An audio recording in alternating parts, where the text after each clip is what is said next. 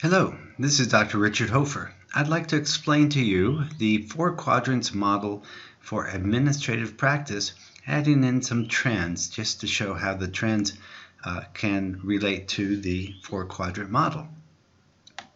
Let's look first at the 4 quadrants.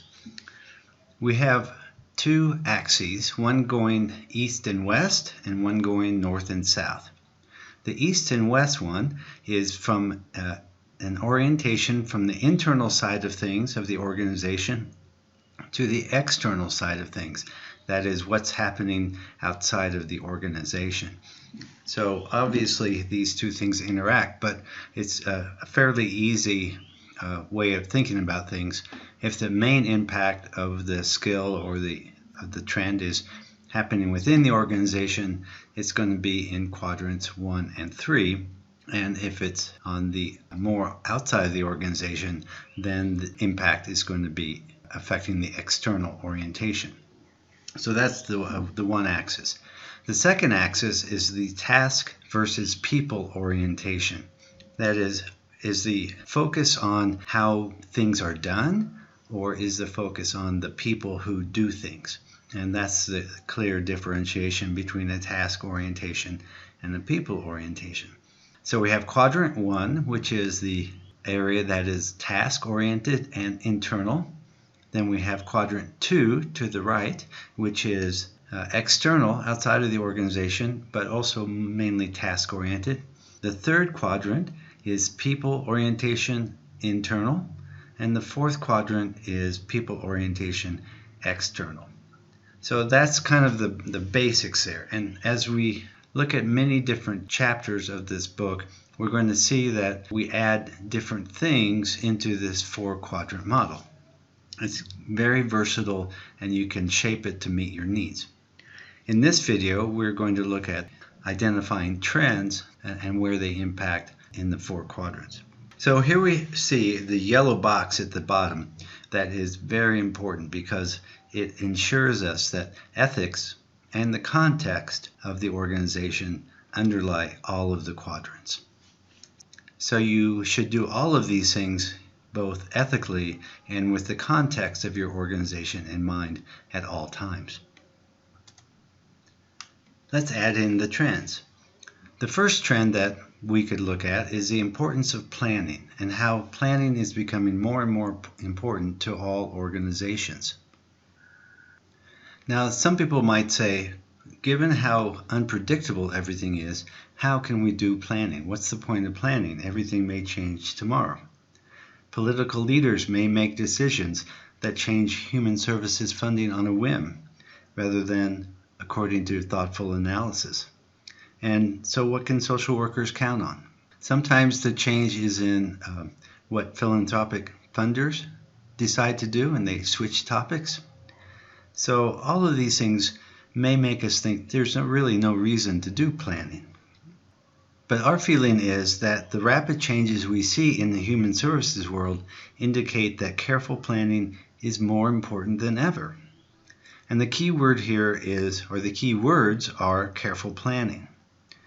Careful strategic planning, for example, focuses on big questions and big issues that are often stable over longer periods, such as 5 to 10 years.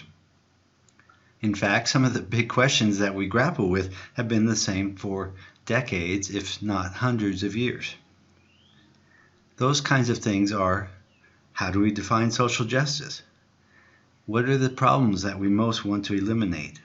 These questions can never be ultimately answered, but the struggle to seek answers within the current environment is what propels organizations to continue striving. And we know that most organizations keep the same mission for many years. The purpose of strategic planning is not always to change the mission or vision, but to get better at achieving them. So this is a way that planning is becoming more and more important, even as there seems to be more turmoil. You still need to know where you're trying to get, even if the rapids are in front of you. Planning is more important than ever because it is the only way to overcome the seeming chaos of the world, and the desire to achieve more. There are basically three ways that we can use planning to improve our organizations. One is to improve the processes, another is to improve the design of our work, and the third is to improve strategically. So that's why one of the trends that is happening is the greater importance of planning, and we think that this fits into an internal orientation and a task orientation, although it's certainly, as we've said before, ethics and context underlie this. The second trend that we notice is difficulties in sustainability. We put this as part of a task orientation with an external orientation as well, so that puts it in Quadrant 2.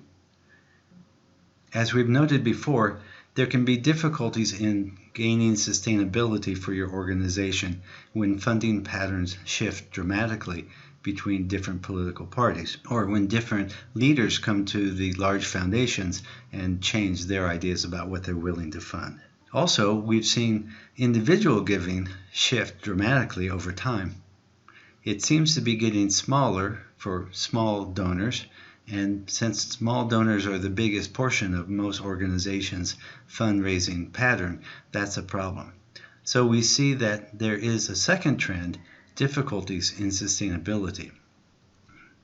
Moving to Quadrant 3, one of the trends that has to do with people and an internal orientation is the increasing diversity in staff members and clientele.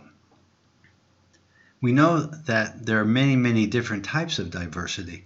It starts off perhaps in our minds as racial or ethnic diversity, but we also have age diversity, we have sexual orientation diversity, we have many different things, disability versus ability, and that whole spectrum there. I want to make sure to be clear that diversity is a strength, but it can be challenging when you have different ideas about how to deal with this. And just workflow can shift through one group of people to another. It's also easy with language to not be sure how to refer to other people in the way that they want to be referred. So this is a trend, greater diversity. It has some impact dealing with people and also in dealing within the organization. The fourth trend is political challenges.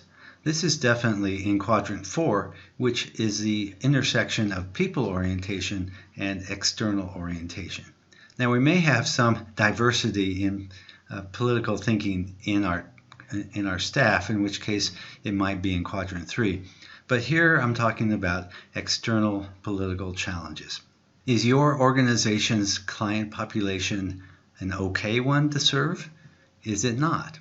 It used to be just fine to deal with immigrants and help them become part of the American culture. But nowadays, it seems that if you're serving immigrants, whether they're legal or illegal, that's quite a challenge right there, and that's completely a political challenge.